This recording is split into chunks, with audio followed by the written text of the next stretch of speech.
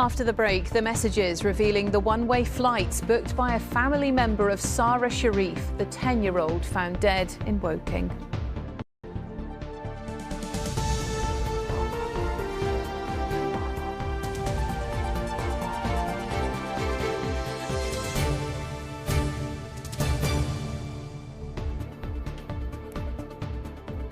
Tonight, we reveal the frantic late-night WhatsApp messages sent by a family member of 10-year-old Sarah Sharif 2 days before the young girl was found dead at home in Woking. 8 people left Heathrow Airport on a one-way flight to Pakistan. The travel agent who booked those tickets has told this programme their intention was to leave the country as quickly as possible. I got 8 people's passport, 3 adults and 5 children's. And Sarah wasn't amongst the children's passports? Her passport wasn't, no. Also ahead, the missing artefacts, spheres, gold jewellery and precious gems stolen from the British Museum will have already been melted down and sent abroad. London students buck the national A-level trend and receive the best results in the country. And cooling down in the heat, London's wildlife enjoying some ice-cold, slippery snacks. Good evening. It has been a murder surrounded in mystery ever since Sarah Sharif was found dead in a house in Woking almost a week ago. But tonight, ITV News has been shown WhatsApp messages sent by a family member of the 10-year-old urgently asking a local travel agent late at night to book one-way plane tickets out of the country to Pakistan. Those tickets were for 3 adults and 5 children to fly from Heathrow Airport to Islamabad the day before Sarah's body was discovered in her home. The travel agent who booked the flights has revealed that the man, who's known to Sarah, told him he needed to leave the country quickly. Helen Keenan has our report. We still don't know how Sarah Sharif died, despite a post-mortem examination. Police today have told us more tests need to be carried out on the 10-year-old found murdered in her home in Woking. What ITV News does understand is that the day before her body was discovered, flights had been booked by a family member for 8 people to travel to Pakistan, 3 adults and 5 children. Sarah's name was not on the tickets. One way or return. He sent the text one way.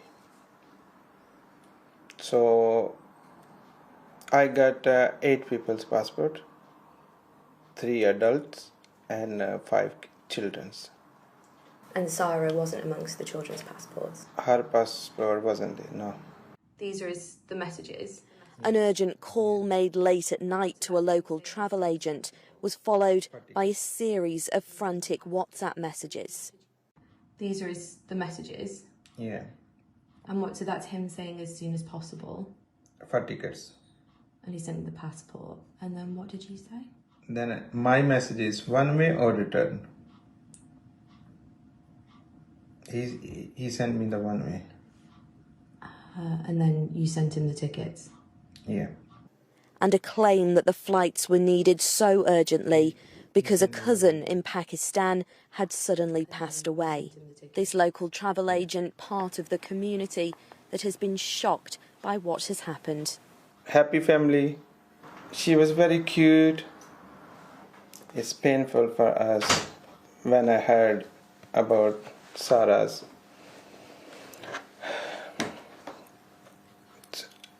My whole family is sad about Sarah. We every time talk about Sarah, what happened. Police say they have identified 3 people they would like to speak to in connection with the investigation that were known to the victim, and that they are continuing to work with international agencies to locate them. A week on from this harrowing murder, and so many questions still remain. Well, Helen's at Sarah's home in Woking tonight. And Helen, police aren't revealing many details about this case, are they? Yes, there hasn't been much information released by the police so far during the course of this investigation. What I can tell you, though, is that we were invited to attend a press briefing today by Surrey Police, where they did give us some more details. We have been asked so far, though, not to release those yet to the public. We've been told, though, that the information will be released to the public in the next few days. So far, what we can confirm, though, is what you heard in my report there, that the tests that were carried out so far on the 10-year-old, well, more need to be carried out after that post-mortem examination to establish a cause of death. The girl's mother has also been informed, we've been told, and she is receiving specialist support, and police are not looking for anyone else in connection with this investigation. This increased police presence that you can see behind me, that's been in place for a week now in this quiet village, we've also been told that is going to continue over the coming weeks. OK, Helen, thanks very much indeed. Next, it's one of the capital's main tourist attractions, housing some of history's most precious and expensive artefacts.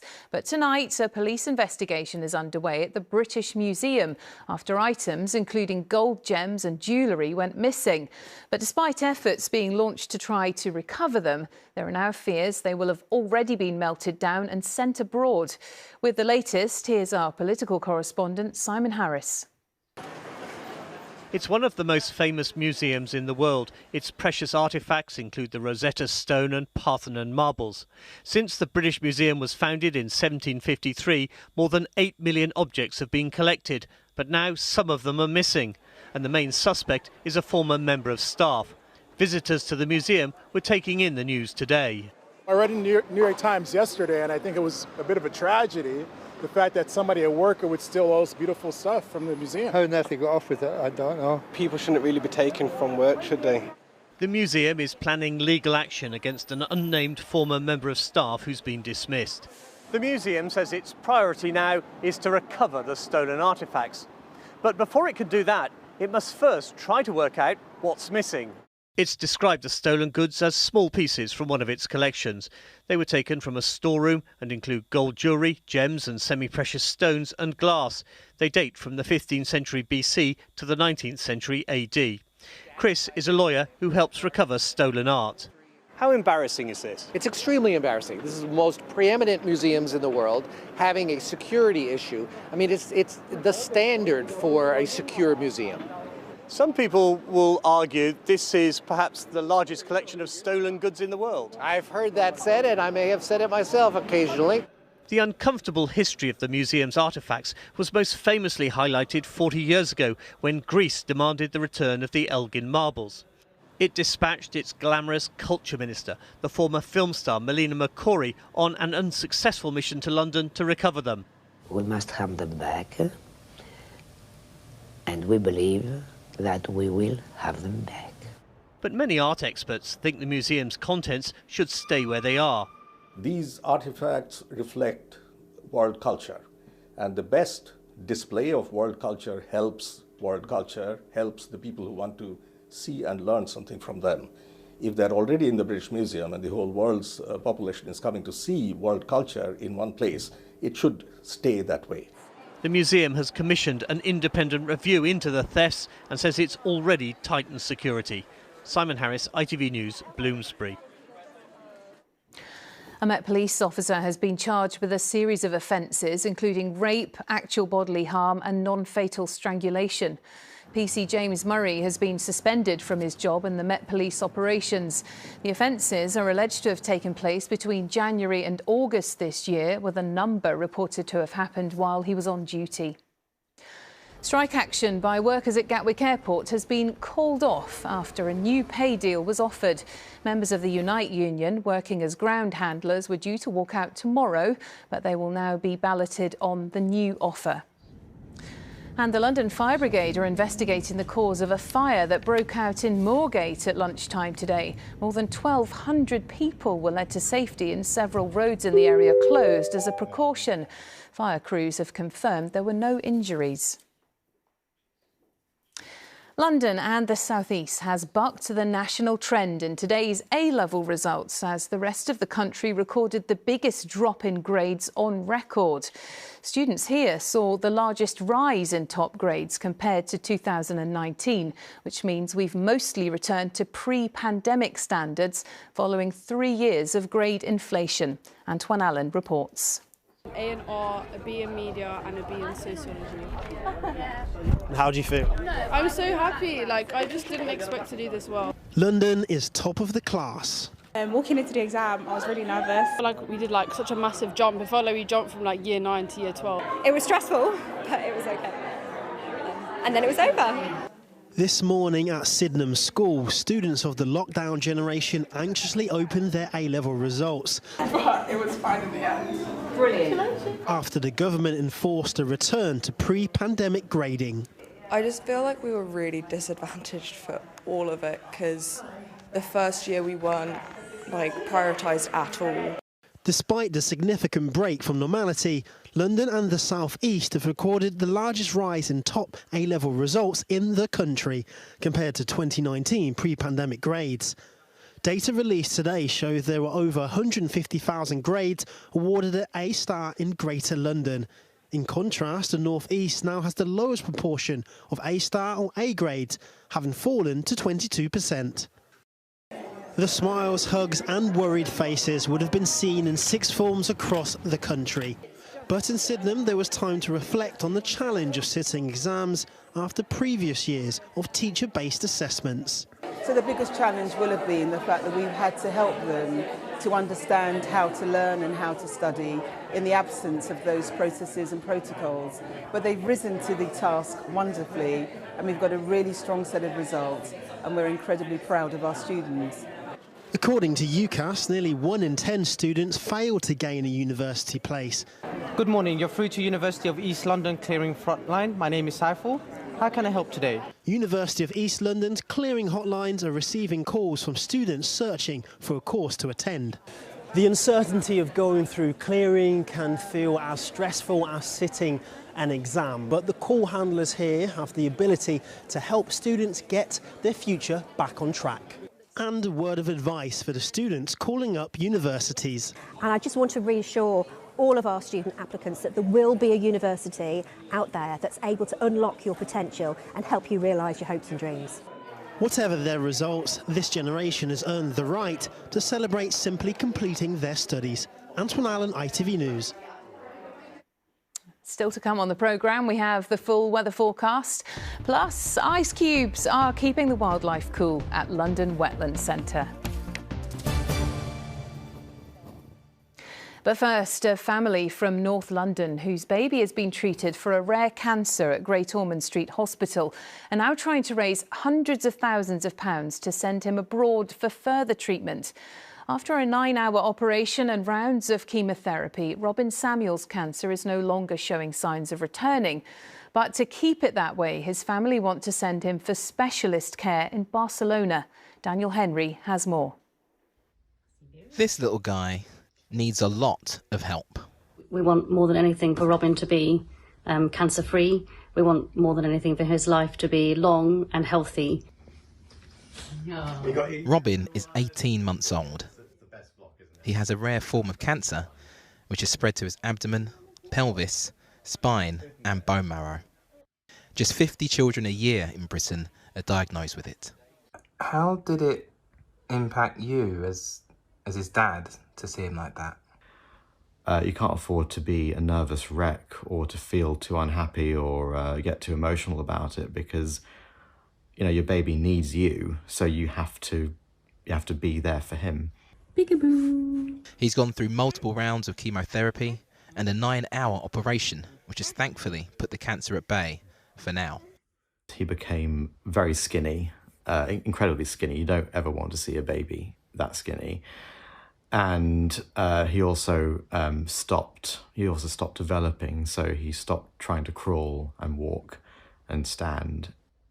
They believe another form of treatment could be more effective, but to get it on the NHS, they've been told that Robin would have to receive more chemotherapy first. So if he had to have more chemotherapy, What impact do you think that would have on him? It would be devastating, basically. He would have, immediate, mid and long-term side effects. He would most probably be infertile. He'd most likely be deaf. He would have lifelong problems with things like his thyroid and his heart, perhaps his lungs, maybe his liver. And, so he would probably be spending much of the rest of his life in hospital, which is something we want to avoid. So it's not just saving Robin's life for now, it is preserving it in a healthy way for as long as possible. Look, tomato, cherry, or... So the family are looking to Barcelona, where cutting-edge specialists could help. But they come at a cost. £300,000. A lot of people have said to us, what happens if you don't raise it? And that's sort of the wrong question. The situation we're in is that we have to raise this amount of money, so that is what we're doing. The quicker the better, but we're raising it. The Samuels have made a start, but right now they don't have enough to get Robin the treatment he needs. They say they'll do whatever it takes to keep this little guy smiling. Daniel Henry, ITV News. The ITV News continues with the national headlines at 6:30. Here's Gamal with the details. Coming up on the evening news, legendary broadcaster Sir Michael Parkinson has died. The chat show host died peacefully at his home, aged 88. We'll be looking back over his incredible career. The results are in. Thousands of students received their A-levels, but why has there been a big drop in top marks? And what should you do if you didn't get the grades you wanted? And how expensive are your child's school uniforms? We investigate the councils failing to help struggling families. Join me for those stories and more at 6:30. Now, tensions are running high down under after England's women's dramatic semi-final victory over Australia. But loyalties are divided for Arsenal manager Mikel Arteta. The big question is, will he be rooting for the Lionesses with Arsenal's Alessia Russo in the lineup at the final on Sunday, or will he back his home country, Spain? Well, after a busy few days that have seen the Gunners start the Premier League season with a win of their own, the club boss reflected on the England Women's World Cup success and says he'll be supporting both the Lionesses and his home country of Spain. I support, in general, the World Cup, and obviously those two teams that are very related to me, but it's just phenomenal. It's phenomenal for England, and what they've done again in 2 consecutive tournaments is just remarkable what they are doing. I'm ready to enjoy it. You want to draw? Sorry? You want to draw? No, it's not about that. I want to enjoy the game, that's it. Well, good morning. Britain correspondent Nitya Rajan sent this report from Sydney earlier, where the Aussies are still getting over yesterday's loss. Well, the Matilda fans are certainly nursing heartbreak after yesterday's loss, and it's captured the front pages here. I will read out one. Dream curtailed, but national love affairs just begun. That's from the Australian, and I would say that's an accurate summary of how the fans are feeling. I was chatting to a few earlier who were down here to take selfies with the replica ball that's behind me. Deep disappointment, but at the same time, national pride at how much the Matildas have achieved for a game that really wasn't very popular here to start with. They turned out in thousands in the stadium. All you could see across the game last night was a sea of gold and green, but that did not faze the Lionesses. They know how to perform regardless of whether the crowd is with them or not, and this was the reaction from the players afterwards. Come on! Honestly, buzzing. No words. Can't find the words for you. I don't think I can really contemplate it. We're in the World Cup final, baby. Let's go. Just buzzing. Can't wait to see what we can achieve. While England now face Spain, Spain have had a slightly tumultuous tournament compared to the Lionesses. There's been infighting within the team, rows between manager and players over coaching and conditions. So that's all what they are running up against as they go onto that pitch on Sunday. But England are still the favourites, and there is belief that they could edge their way forward. That's Good Morning Britain correspondent Nitya Rajan reporting there. Now, a reminder of our main headline in London tonight. ITV News has obtained WhatsApp messages sent by a family member of murdered 10-year-old Sarah Sharif, urgently asking a local travel agent late at night to book one-way plane tickets out of the country to Pakistan. 3 adults and 5 children flew from Heathrow Airport to Islamabad the day before Sarah's body was discovered in her home. Well, Helen Keenan spoke to the person who booked those tickets and joins us again from Woking. Helen, remind us again what he had to say. Yes, we have spoken to a local travel agent today who shared with us those WhatsApp messages from a family member of Sarah Sharif, which showed that they were looking to book tickets to Pakistan. Now, they were urgently asking late at night for flights from London to Pakistan, and they requested 8 tickets, 3 for adults, 5 for children. Sarah's name was not included on them. And when questioned if they would like a one-way ticket or a return, here's what he had to say. One way or return. He sent the text one way.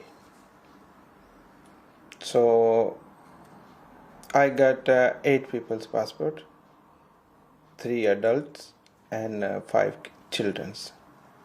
And Sarah wasn't amongst the children's passports? Her passport wasn't there, no. Happy family. She was very cute. My whole family is sad about Sarah. We every time talk about Sarah. At a press briefing today, police told us that a post-mortem examination hasn't been conclusive. More tests will be needed. OK, Helen, thanks again. Well, let's have a look at the weather now. Here's Sally. ITV London weekday weather is sponsored by Octopus Electric Vehicles. Car, charger and energy. Hello there, a very good evening to you. I hope you're keeping well and had a good day. I hope you managed to make the most of some nice weather that we've had. A bit of a change tomorrow. Tonight it's staying warm and quite humid, and then into tomorrow we've got a warning in place from the Met Office for potentially some thunderstorms in the morning and some heavy downpours. And then overnight, further heavy rain moving in, potentially thunderstorms again and some quite strong winds. So not a particularly nice night. The good news is the bulk of it should have moved through by Saturday at the moment. So let's take a look at tonight. Hopefully you'll get some nice evening sunshine to end the day. There's a bit of cloud around and a bit more cloud moving in overnight as we go through to tomorrow morning.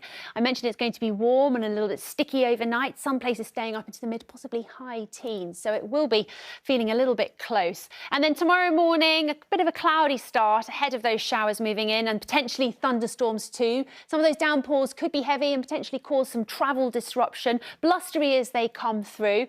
Afterwards, perhaps a bit of sunshine though creeping out from behind that cloud. It's going to be warm again tomorrow, highs of 22 to 24, particularly of course in any sunshine, but we are going to hold on to that humidity. And then into the evening, it's not too bad initially in the latter part of the afternoon, but you can see that we are going to see the return of some rain. It could be heavy at times, potentially some big downpours and thunderstorms returning too, and the winds picking up overnight.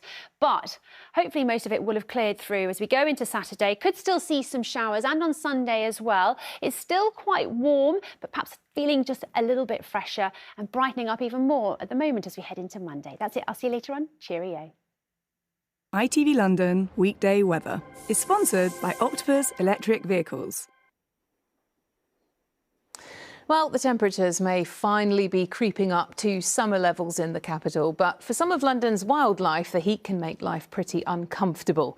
That's why the Wetlands Centre has taken matters into its own hands for some of its residents with an ice-cold treat while teaching children about Mother Nature. Mahathir Pasha went along to find out more. Yes, he would like a snack. The sun's out and so are the animals and children. At this nature reserve in Barnes, youngsters are learning about biodiversity through some pond fishing. Do you like this place? Yes. Why do you like it? Because it's very fun and there's a play area. I haven't catched anything. You haven't caught anything yet? What do you want to catch? A tadpole.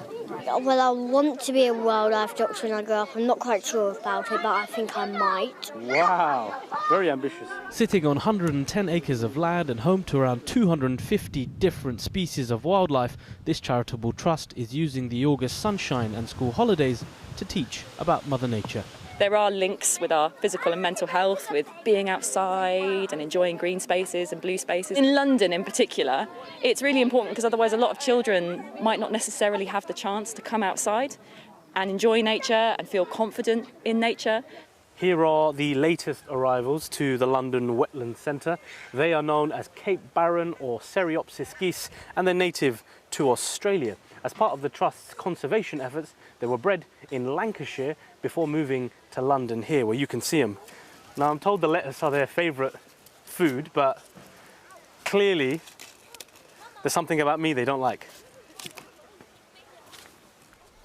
For the centre, ecological protection is also key. Conservation of every species on the planet now is very important. Things can tip one way or the other very dramatically and very quickly. So it is important to have a captive stock, let's say. We have a gene pool.